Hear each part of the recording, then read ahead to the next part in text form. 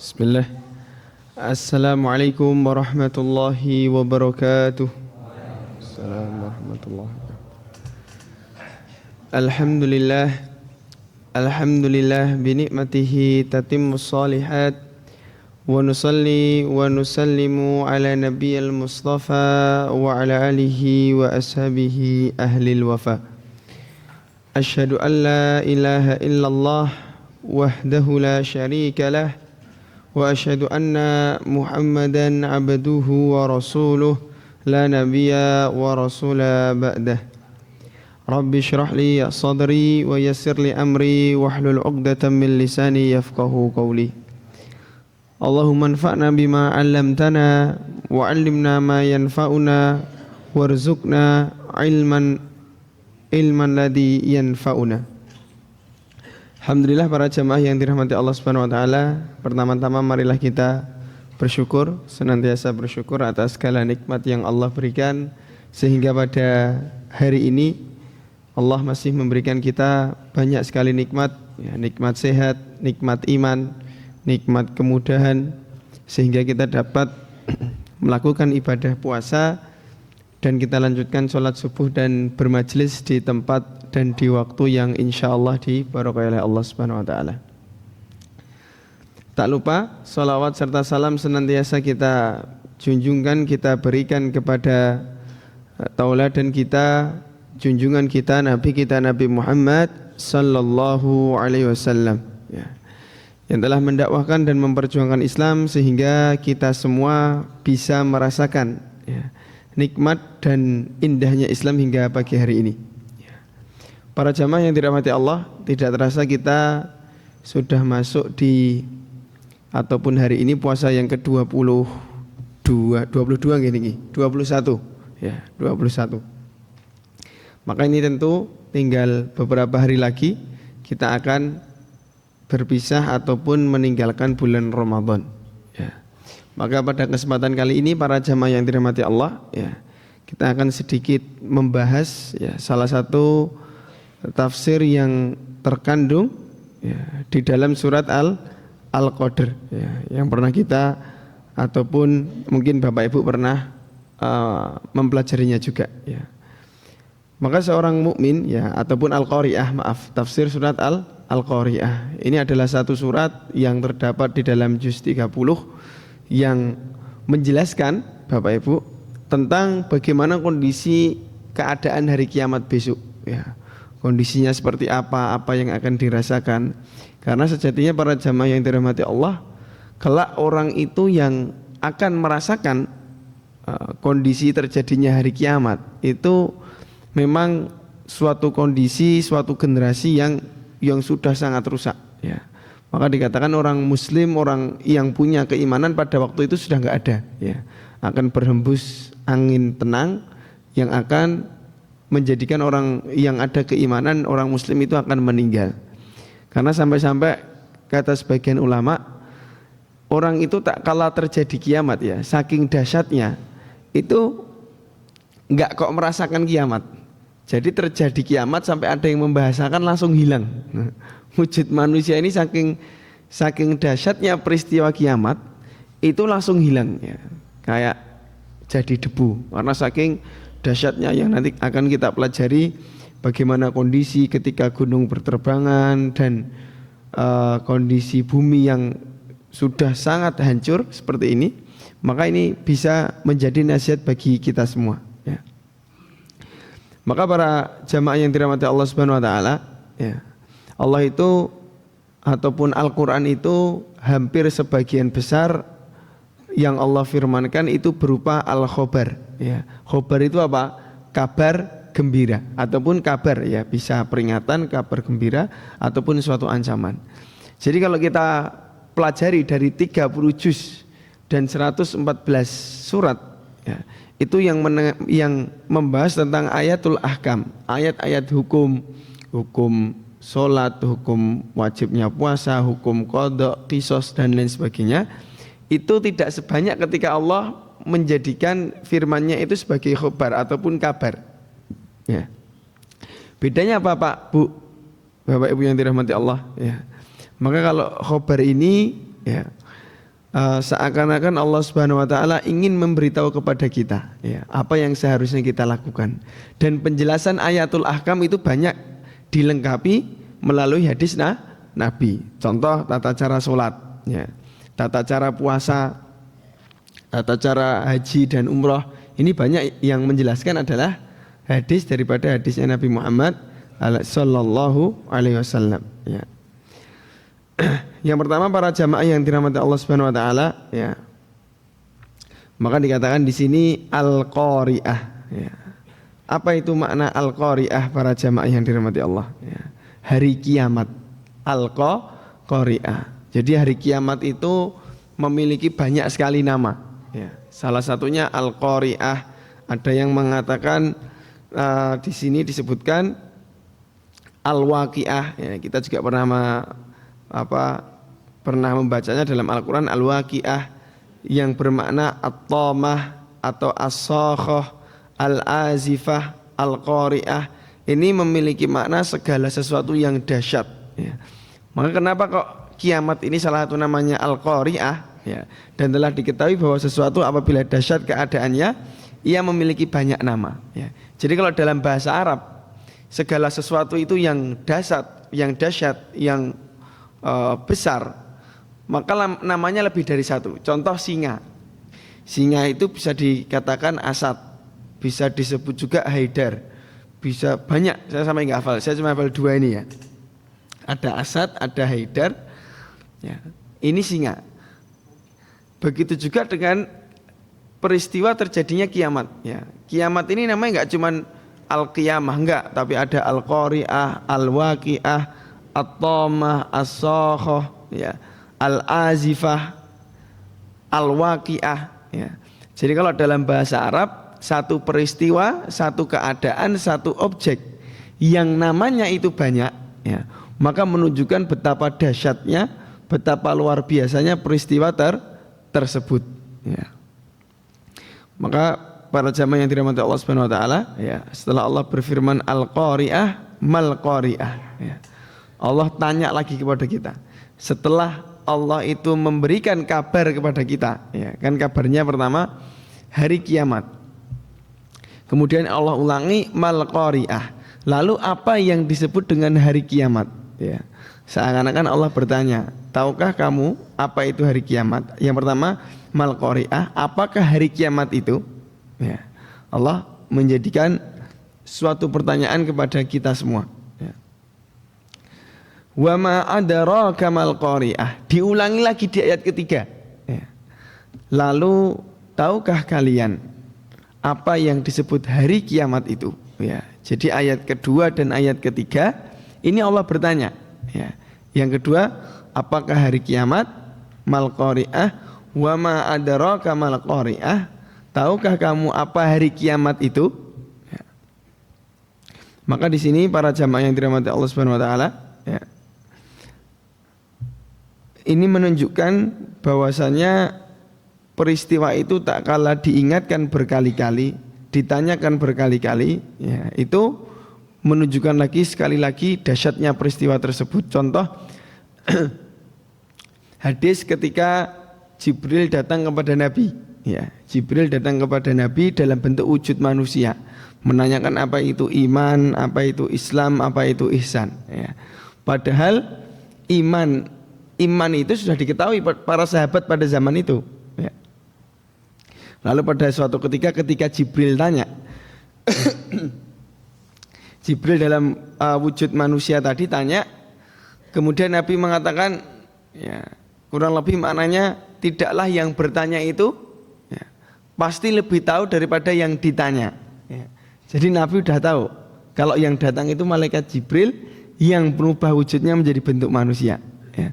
Maka pada waktu itu ketika malaikat Jibril pergi, Nabi mengatakan tadi adalah malaikat Jibril. Ini menandakan kalau peristiwa itu sudah diketahui, kok ditanyakan ya, atau ditanyakan lebih dari sekali, ini menunjukkan bahwasanya peristiwa itu besar, dahsyat, dan akan ada yang ingin Allah sampaikan ya. Maka para jamaah yang dirahmati Allah Subhanahu wa taala ya, dan penjelasan di atas ya.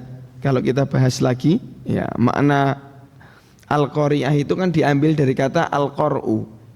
Al-qar'u itu yang bermakna ad-darbu ya. Jadi kenapa kok kiamat itu kadang identik dengan gempa? Kenapa kok kiamat itu identik dengan bumi itu terpecah belah ya? Karena al-qari'ah itu diambil dari kata al-qar'u ai bimakna ad-darbu ya. Artinya pukulan. Jadi kan bayangkan saja ketika bumi itu dipukul. Umpamanya bumi ini dipukul oleh planet-planet yang lain, atau Allah langsung pukul, atau dihantam dengan suatu benda yang besar. Kira-kira gimana Pak?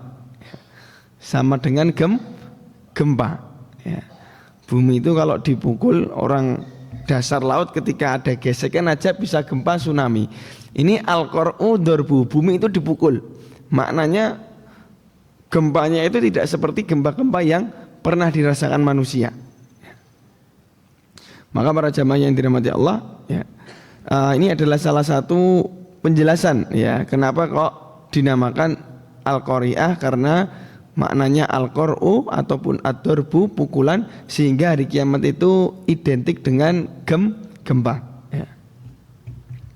Kemudian dikatakan para jamaah yang dirahmati Allah, yauma yakunun nasu kal farashil mabthuth ya. Artinya apa?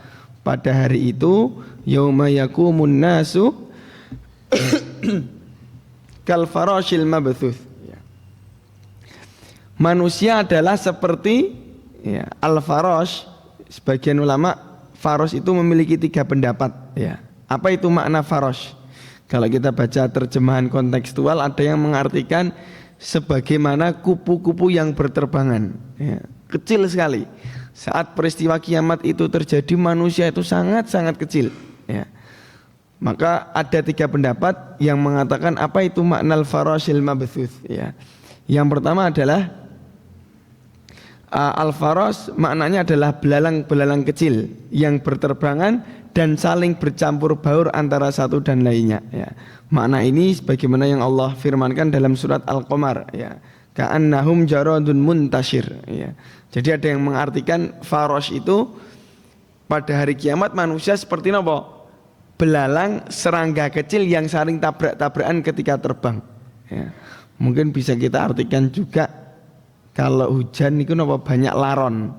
Manusia itu bisa diartikan tak kala terjadinya kiamat seperti serangga kecil tadi yang bertabrakan ketika saling terbang ya. Makna yang kedua adalah sejenis burung kecil atau serangga kecil ya. Bukan nyamuk dan bukan juga lalat ya. Maka makna kedua adalah burung kecil. Ini maknanya lebih besar daripada jaradul muntashir. Karena kalau al-jarad itu ya bisa belalang, ya bisa laron, bisa serangga kecil. Tapi yang makna kedua maknanya burung kecil. Dan makna ketiga kata para ulama ialah sesuatu yang berjatuhan dan bertebaran di sekitaran api, baik berupa nyamuk ataupun serangga-serangga kecil. Intinya farashil mabthuth itu sebagai suatu objek yang kecil yang berterbangan dan saling bertabrakan. Ini adalah kondisi Bapak Ibu yang dirahmati Allah ketika kiamat itu datang ya. Hari terburuk yang pernah dirasakan manusia itu Allah ibaratkan manusia itu seperti debu ataupun serangga, mohon maaf, seperti serangga yang berterbangan ya.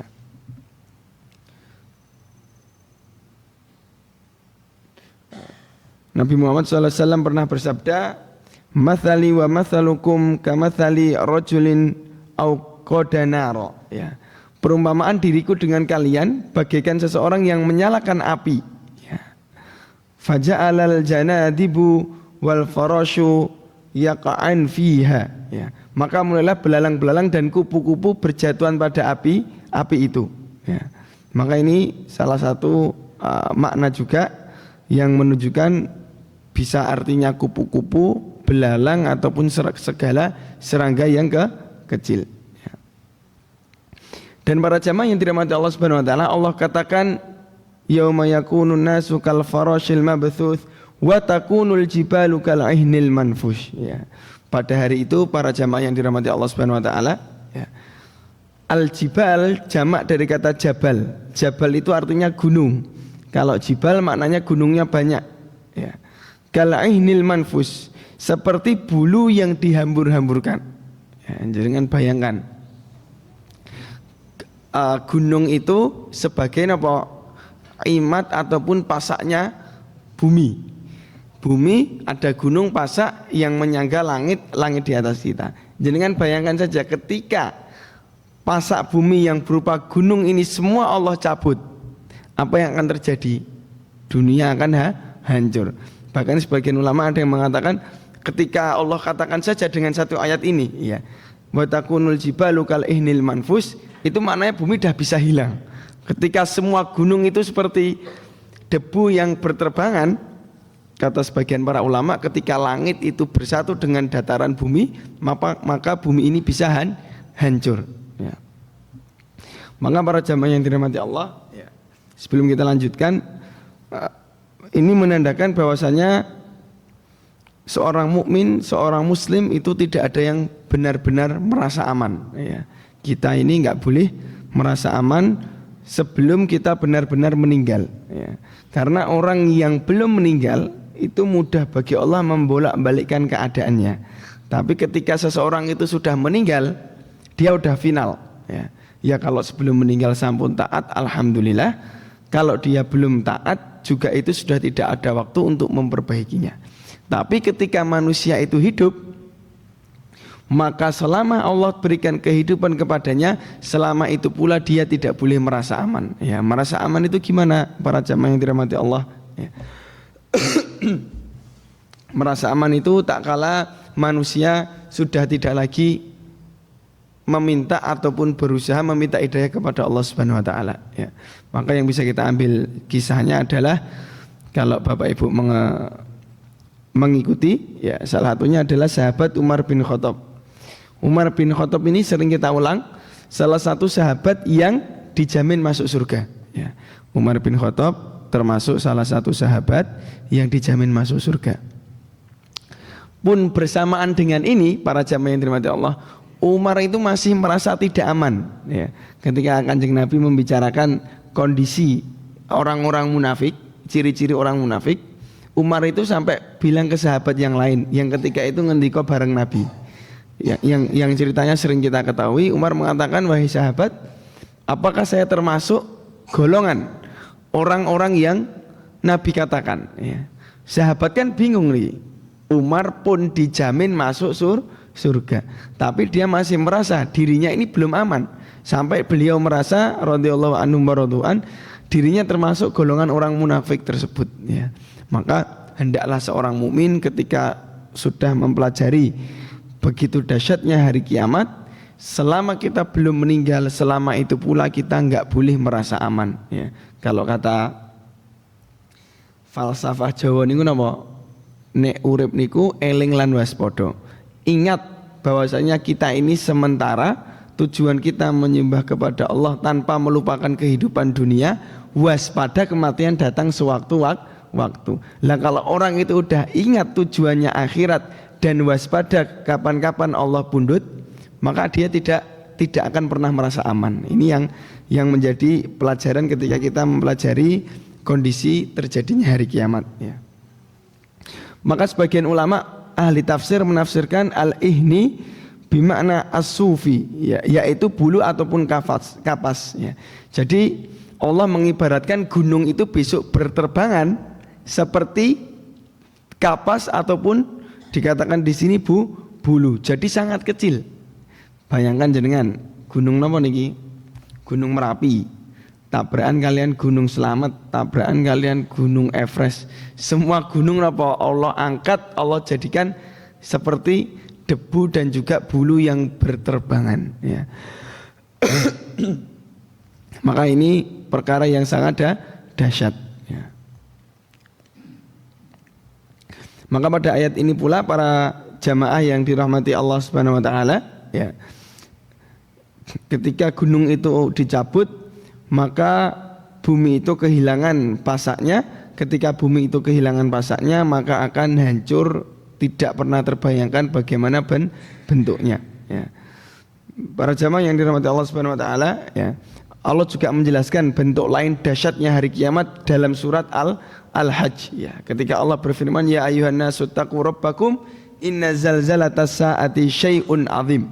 Allah jelaskan bahwasanya zalzalatas saah, kondisi gempa pada hari kiamat, syai'un azim, segala yang sangat-sangat dahsyat atau sangat besar ya. Yauma tarawunaha tadhalu kullu murdi'atin amma arda'at wa tad'a kullu hamlin hamlaha wa taron nasa sukara ya. Wa ma hum bisukara walakinna adzaballahi syadid. Ini ngeri sekali ya. Allah katakan ya ayyuhan nasu taqu rabbakum inna zalzalatas saati syai'un azim ya, bahwasanya kondisi gempa hari kiamat ini sangat-sangat dahsyat dan sangat-sangat besar ya. Mungkin kalau di logika manusia itu 9 skala Richter aja itu udah wah, Jogja saged napa niku guncang ya. Apalagi kalau umpamanya 20, 30, 100 skala Richter ya. Pun kala ijo pun ilang niki. Pun mumbul. Dan Allah katakan, yauma tarawunaha tadhalu kullu murdi'atin amma arda'at ya.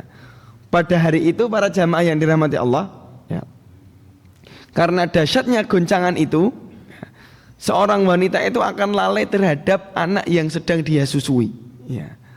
Yauma tarawunaha tadhalu kullu murdi'atin amma arda'at.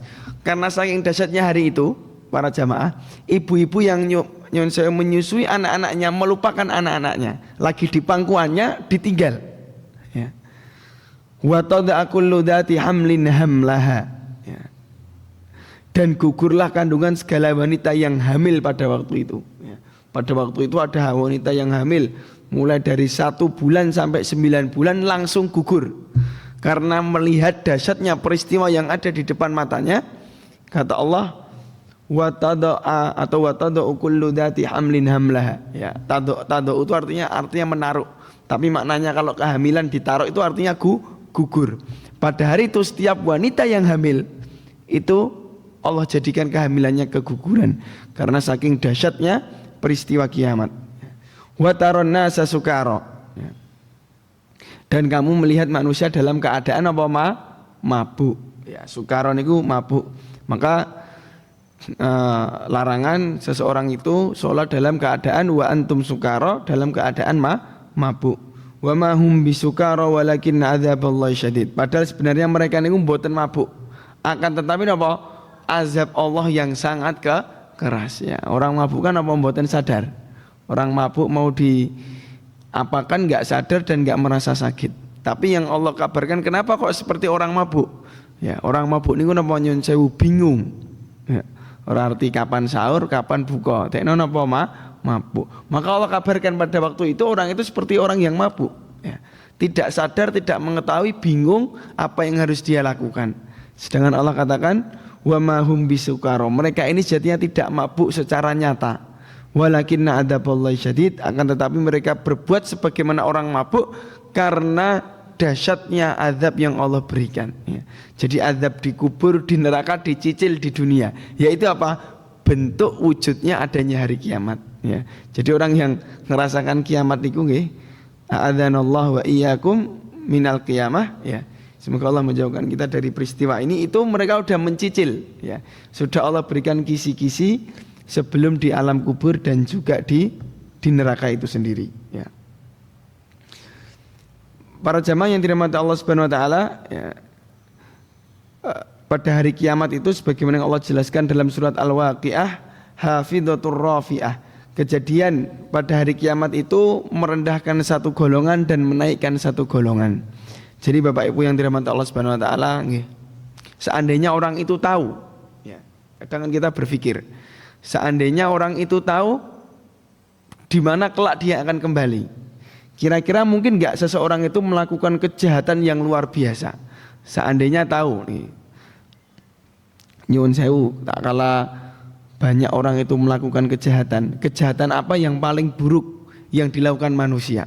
Yaitu kejahatan apa? Yang merugikan orang lain. Kalau seseorang niku maksiat, ya maksiat sendiri, itu udah dosa ya. Dan kita semua pasti pernah maksiat kecil. Kalau maksiat besar mawon ya. tapi sendiri, ini dosanya juga besar, tapi hanya untuk dirinya sendiri. Ya. Dosa yang paling besar niku napa? Dosa kemaksiatan yang menyangkut orang lain. Lah ini nggak bisa kok tobat, nggak bisa. Ya. Misalnya ada orang yang membunuh, nyun sewu. Orang yang membunuh 1 orang atau membunuh 5 orang. Kemudian dia tobat, mau sujud sholat tobat 1000 rakaat, nangis sampai nangis darah, ini nggak serta-merta Allah ampuni. Karena apa? Ada hak orang lain, kewajiban orang lain yang harus dipenuhi ketika dia di dunia. Kalau tidak terselesaikan, dilanjutkan di akhirat. Ya, maka orang itu kalau meyakini, ya, belajar dari tentang hari kiamat, peristiwa ini, ya, dan Allah katakan hafidatur rafi'ah, kejadian kiamat itu meninggikan satu golongan, merendahkan satu golongan, dia tentu tidak akan melakukan kejahatan atau kemaksiatan yang besar sehingga merugikan banyak orang, ya. Tapi nggih, sayang 1000 sayang, banyak manusia ini napa lupa, ya. Tahu-tahu sekarang punya uang yang tidak ada serinya, punya kendaraan yang tinggal milih, besok meninggal habis, ya. Baru napa? Kalau kata para sahabat niku, manusia itu baru sadar. Kebanyakan faidamatu intabahu. Ketika manusia itu meninggal baru sadar. Kira-kira nek sadare meninggal niku telat boten, Pak? Telat pun boten saged napa-napa. Ajeng ataupun mau kembali ke dunia, bagaimanapun caranya tidak bisa, ya. Para jamaah yang dirahmati Allah Subhanahu wa taala, ya. Ini adalah salah satu tafsir, ya, kita lanjutkan. Dan Allah Subhanahu wa taala berfirman, ya, juga dalam surat An-Nazi'at, ya, yauma yatadzakkarul insanu ma sa'a, ya. Pada hari itu manusia itu teringat apa yang telah dikerjakan, ya. Pada hari itu manusia telah ingat tentang apa yang dia kerjakan, ya. Yauma yatadzakkarul insanu ma sa'a, ya. Manusia itu akan ingat terhadap apa yang dia kerjakan. Kira-kira nek pun kiamat niku telat boten? Telat. Wah, Gusti Allah kula mboten salat. Wah, ngapunten ya Allah, wingi pun maksiat, pun korupsi, pun ngapusi, ya. Maka kalau dia ingatnya ketika kiamat, ini juga telat, ya. Ya. Apa gunanya manusia itu ketika terjadi kiamat dia baru ingat, ya. Ibarat kata pun Arab finish, baru mau kembali mengulangi perlombaan, ya. Maka para jamaah yang dirahmati Allah Subhanahu wa taala, pada hari itu seluruh manusia sibuk dengan urusannya, sampai-sampai ada yang lupa terhadap sanak familinya, ya. Dikatakan lari dari bapaknya, lari dari ibunya, lari dari anaknya, lari dari orang tuanya, lari dari kerabatnya. Kenapa? Semua orang yashgul ala sya'nihi, tersibukkan oleh perkaranya masing-masing. Ada yang belum sholat, tidak puasa, banyak maksiat, banyak melakukan kejahatan, ya. Dan pada hari itu sudah telat ketika orang baru mengingat apa yang dia kerjakan selama dia di dunia, ya. Allah berfirman yauma yafirul mar'u min akhi, ya, dalam surat Abasa, ya. Wa ummihi wa abi wa sahibatihi wa bani. Orang itu pada hari itu akan lari. Almar'u min akhi, seseorang akan lari dari saudaranya. Wa ummihi wa abi, dan dia juga akan lari terhadap ibu dan bapaknya. Wa sahibatihi wa bani, dan juga akan lari dari istri. Sahibah itu ulama mengartikan istri, wa bani, dan juga akan lari daripada anak-anaknya, ya. Likulli imri'in minhum yauma idzin sya'ni yu'ni. Pada hari itu orang itu akan tersibukkan oleh urusannya masing-masing, ya. Sekarang urusan apa yang seseorang itu sampai lari dari bapak ibunya, anaknya, istrinya, kerabatnya? Tidak ada urusan yang paling dahsyat kecuali urusan akhirat. Maka pada hari itu orang akan tersibukkan dengan dirinya. Kenapa tidak mempersiapkan bekal kematian menuju akhirat, ya. Wujuhi yauma idzin musfirah. Pada hari itu banyak orang yang berseri-seri, tertawa dan bergembira, ya. Dhaikati mustabsyirah, itu orangnya tertawa dan gembira, ya. Wujuhi yauma idzin 'alaiha ghabarah, dan banyak pula pada waktu itu orang-orang itu yang wajahnya 'alaiha ghabarah, tertutup oleh debu, tarhaquha qatarah, ya, yang ditutupi lagi oleh kegelapan. ulaika humul kafaratul fajarah. Mereka adalah orang-orang kafir yang durhaka, ya. Maka Bapak Ibu yang dirahmati Allah Subhanahu wa taala, seorang muslim, seorang mukmin itu hendaklah memperhatikan apa yang menjadi kadang kita mengenal akibatun lit taqwa, akibat yang menjadikan dia itu seorang yang takwa. Artinya bagaimana kita beramal yang mengakibatkan besok kita ini tertawa dan gembira. Bukan kita beramal mencari suatu akibat yang dapat menyebabkan diri kita justru sengsara. Ya, gampangannya yang mengerjakan ketaatan dan menjauhi segala larangannya, ya. Maka para jamaah yang dirahmati Allah Subhanahu wa taala, ya. Di sini dikatakan wa takunul jibalu kal ihnil manfus fa amma man thaqulat mawazinuh, ya. Barang siapa yang thaqulat mawazinuh, timbangannya itu berat, ya. Sebagian ulama memiliki perbedaan pendapat. Ada yang mengatakan yang ditimbang itu amalnya saja. Ada yang ditimbang amal beserta kitab buku catatan beserta diri kita masing-masing, ya. Tapi intinya ala kulli hal yang menjadi kesepakatan para ulama, yang akan ditimbang adalah amal manusia. Faman thaqulat mawazinuh, barang siapa yang amal ketaatannya itu thaqulat, lebih berat, ya. Fahuwa fi isyatir radiyah, maka dia berada dalam kehidupan yang Allah ridhoi, maka dia berada dalam kebahagiaan sejati, maka dia berada dalam kesuksesan sejati. Siapa? Yaitu mereka yang thaqulat mawazinuh, yang amal ketaatannya lebih banyak daripada amal kemaksiatannya, ya. Maka para jamaah yang dirahmati Allah Subhanahu wa taala, ya, ayat ini menunjukkan bahwasanya ini termasuk bentuk pengamalan, ya, daripada rukun iman kelima, yaitu wujud daripada kita beriman al-imanu bil yaumil akhir. Wujud iman daripada yaumil akhir itu salah satunya kita mengimani yaumul hisab ataupun hari ketika amal kita ditimbang. Sungguh Bapak Ibu yang dirahmati Allah Subhanahu wa taala, proses perjalanan kita menuju kematian, setelah kematian itu lebih panjang daripada proses kita menjalani kehidupan, ya. Contoh, setelah kematian ada alam barzah yang dikatakan ribuan tahun, Pak, ya. Kita hidup di dunia mentok 80-90 tahun. Ini alam barzah ribuan tahun. Setelah proses alam barzah dikatakan apa? Padang mahsyar. Padang mahsyar ini ada yang mengatakan 50.000 tahun. 50.000 tahun. Baru nanti yaumil akhir yang tidak akan ada ujungnya, ya. Maka bentuk kepercayaan kita masing-masing, kelak amal kita akan ditimbang, karena ini bentuk daripada keimanan kita terhadap hari akhir, ya. Dalilnya adalah Allah Subhanahu wa taala juga berfirman dalam surat Al-Anbiya, wa tada'ul mawazinal qista liyaumil qiyamah, ya. Di sini katakan fala tudlamu nafsun syai'a, ya. Kami akan memasang timbangan yang tepat pada hari kiamat, ya. Artinya timbangannya Allah niku enggak mungkin salah. Timbangannya Allah napa enggak mungkin meleset, dan kelak kita semua akan ditimbang amal ketaatan kita. Maka beruntunglah setiap orang yang menjaga ketaatannya, menjauhi larangannya, menjaga keimanannya, menjaga puasanya, sehingga seorang itu akan bisa mengusahakan atau setidaknya bisa berikhtiar bahwasanya amal ketaatannya itu lebih berat daripada amal kemaksiatannya, ya.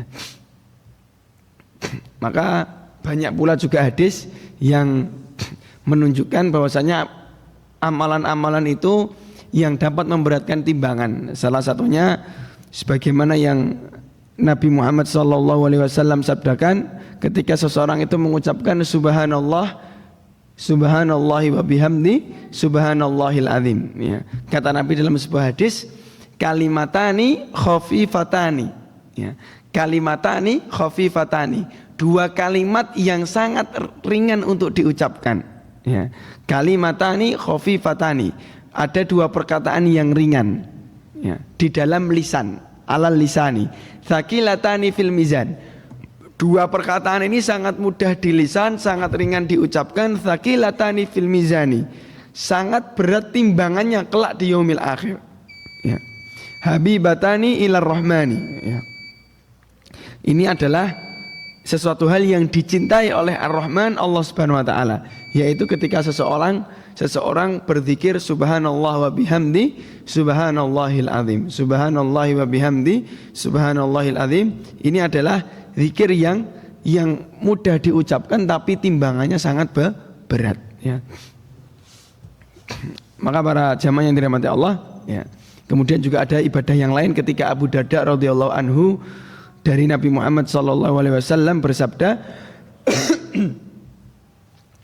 "Ma min syai'in athqalu fil mizani min husnil khuluq."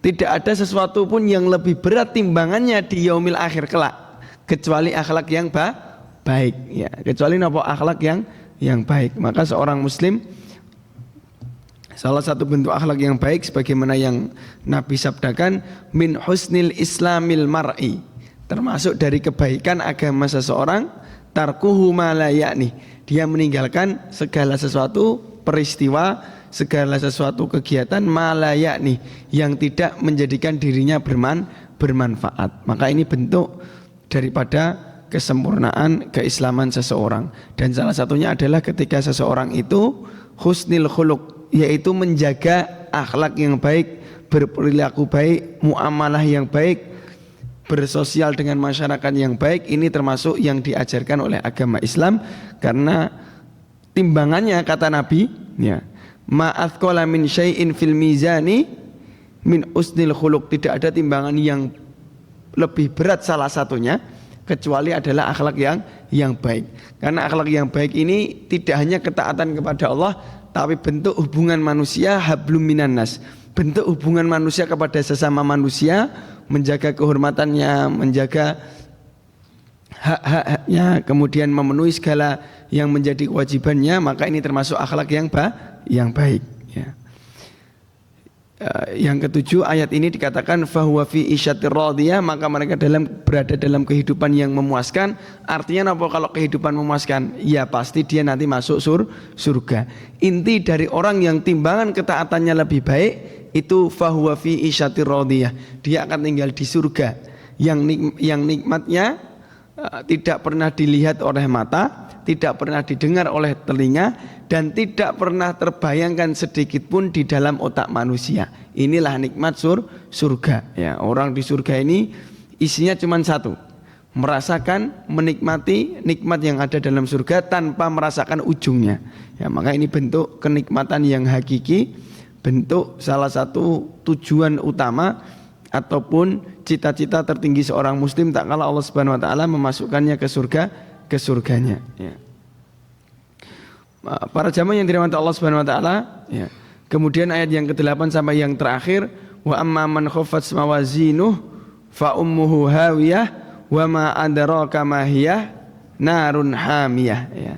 Adapun orang-orang yang khaffat mawazinuh, yang timbangan ketaatannya ini lebih ringan, ya. Kata Allah, fa ummuhu hawiyah, maka tempatnya adalah di neraka hawiyah. Jadi neraka itu para jamaah yang dirahmati Allah memiliki banyak nama, memiliki banyak jenis juga, ya. Sebagaimana surga, ada surga Firdaus, surga pintu yang khusus buat orang yang puasa dan lain sebagainya. Begitu juga dengan neraka, yang paling dalam neraka jahanam hingga neraka-neraka yang lain. Salah satunya adalah narun hamiyah, ya. Ada yang mengatakan hamiyah ini adalah api yang menyala. Sebagian orang mengatakan di neraka itu apinya tidak lagi merah, ya. Ada orang tuh yang mengatakan, saya pernah dengar, nggak tahu benar tidak, api yang paling panas itu apinya putih. Kadang kita kalau api merah saja nggak kuat, ya. Tapi dikatakan narun hamiyah, apinya tuh menyala-nyala, ya. Kemudian dikatakan wa ma adraka ma hiya, tahukah kamu apa itu neraka hawiyah? Kata Allah Subhanahu wa taala dalam firman-Nya, narun hamiyah, itu adalah neraka yang sangat-sangat panas, ya. Maka pada ayat ini terdapat 3 pentafsiran di karangan para ulama, dan kita akhiri pertemuan majelis ilmu pada pagi hari ini dengan penutup tafsir ayat Al-Qari'ah, ya. Dikatakan yang pertama adalah, ya, fa ummuhu hawiyah, ini memiliki 3 makna. Yang pertama adalah maknanya kata para ulama, orang itu akan dimasukkan ke dalam neraka, ujung kepalanya lebih didahulukan, ya. Jadi kalau orang itu dicemplungkan ke neraka, kepalanya duluan yang akan merasakan dasar daripada neraka. Kenapa kok kepala enggak kaki? Ya. Karena kepala ini apa? Pusat orang berpikir, pusat orang merasakan sensor yang ada dalam tubuhnya. Ya, ketika yang dia rasakan panasnya itu dari kepala, maka betapa dahsyatnya siksa neraka itu. Ya. Yang kedua, ayat tersebut merupakan ungkapan dalam bahasa Arab. Fa ummuhu hawiyah itu salah satu maknanya adalah orang itu akan dilontarkan, dilemparkan ataupun terjatuh ke dalam permasalahan yang berat dan menyulitkan. Ya. Mungkin orang katakan fa ummuhu hawiyah. Ya. Fa ummuhu hawiyah maknanya urusanmu bakal angel, bakal ribet, bakal jatuh kamu. Lah salah satu makna dari fa ummuhu hawiyah, orang itu akan dilemparkan di neraka dan pasti akan menghadapi urusan yang sangat susah. Ya. Atau yang ketiga pendapat para ulama, tempat tinggal dan kembalinya adalah neraka. Hawiyah adalah salah satu nama neraka. Ya. Fa ummuhu, adapun sebab penamaan neraka dengan ummuhu atau maknanya ibu, karena neraka itu sebagai satu-satunya tempat kembali. Ya, seorang anak ketika dia belum menikah di rumah pasti kembali ke pangkuan orang tuanya. Maka kenapa Allah jadikan nama neraka itu ummu hawiyah? Ibunya itu neraka, maksudnya kembalinya orang yang ketaatannya sedikit. Ibarat kata ibunya itu ketika di akhirat dia akan kembalinya ke neraka. Tempat pulangnya dia ke neraka. Ini adalah 3 pentafsiran ulama yang mentafsirkan apa makna fa ummuhu hawiyah wa ma adraka ma hiya. Tahukah kamu apa itu neraka itu? Kata Allah ditutup dalam firman-Nya, narun hamiyah. Ya. Maka para jamaah yang dirahmati Allah Subhanahu wa taala, ya. Ini adalah suatu peristiwa ya yang Nabi sabdakan juga. Saya tutup sebelum saya tutup, Nabi pernah bersabda, narukum hadhihi allati yuqidu ibna adam juz'un min sab'ina juz'an min harra jahannam. Api yang kita rasakan di dunia nih, api kompor, api kayu bakar, api unggun, api yang kita pahami ketika di dunia, ya korek api. Itu kata Nabi, ya, itu hanyalah sebagian dari 70 bagian panasnya neraka jahanam. Ya. Sekarang ini kita kalau kena api panas boten Pak? Panas boten? Melonyoh. Itu dibandingkan api neraka baru 1/70. Jadi panasnya api neraka itu 70, panasnya api dunia sing saged menjadikan tubuh manusia melonyoh mau, itu baru 1. Ya. Maka tingkatan api neraka itu masih 69 lebih panas daripada api dunia. Jadi bayangkan boten, mungkin dunia nek dilemparkan ke api neraka pun wis ora dadi sate malah pun ilang sak tusuk-tusuke. Nah, karena panasnya neraka tadi 70 lebih panas kata Nabi daripada api dunia. Ya. Dan Nabi Muhammad SAW pernah juga bersabda lewat hadis Nu'man bin Bashir ketika Nabi bersabda, ya, inna auhana ahlin nar adzaban yaumal qiyamah la rajulun tudau fi ahmasi qadamaihi jamratani ya'li minhuma dima'uhu ya dikatakan ataupun dima'uhu. Nabi mengatakan siksa paling ringan di neraka itu apa? Sebagaimana orang itu apa? Diletakkan 2 buah bara di tengah-tengah kedua telapak kakinya, seperti pakai sendalnya panas sehingga otaknya ini mendidih. Jangan bayangkan tubuhnya masih ada tapi darahnya mendidih sehingga otaknya ini mateng. Itu paling ringan Pak. Ya. Kata Nabi dipakaikan bara di kakinya sehingga otaknya mendidih. Ya. Belum lagi siksa yang lainnya. Dan di neraka itu tidak ada ujung Pak Bu. Ya. Adanya apa orang itu kalau masuk neraka merasakan proses satu demi satu proses azab yang dia lalui di neraka, kecuali orang yang pernah beriman. Ketika dia pernah beriman walaupun sekali di dunia, sebagaimana yang Nabi sabdakan, man qala la ilaha illallah Muhammadar Rasulullah dakhalal jannah. Orang yang pernah mengucapkan la ilaha illallah Muhammadar Rasulullah walaupun sekali dalam dunia, artinya Islam, walaupun Islam identitas, Islam KTP, ya. Ketika dia nanti masuk neraka karena nggak pernah mengerjakan kebaikan, pada akhirnya dia akan kembali ke surga setelah di laundry, dicuci, dibersihkan di neraka. Tentu kita pengen ini masuk surga tanpa di laundry di neraka. Mungkin ini yang bisa kami sampaikan karena sudah mau masuk waktu syuruk. Semoga Allah Subhanahu wa taala menjauhkan kita dari panasnya api neraka dan menjauhkan kita dari peristiwa hari kiamat. Tidak lain dan tidak bukan ketika kita mempelajari tentang hari akhir, hari kiamat, semata-mata untuk menjadikan keimanan kita tambah kuat dan menjadikan kita ingat bahwasanya tempat kita besok pasti kembali ke akhiratnya. Semoga Bapak Ibu Allah berikan kesehatan, kemudahan, keberkahan sehingga kita dapat menyelesaikan Ramadan ini dengan penuh kekhusyuan dan kenikmatan.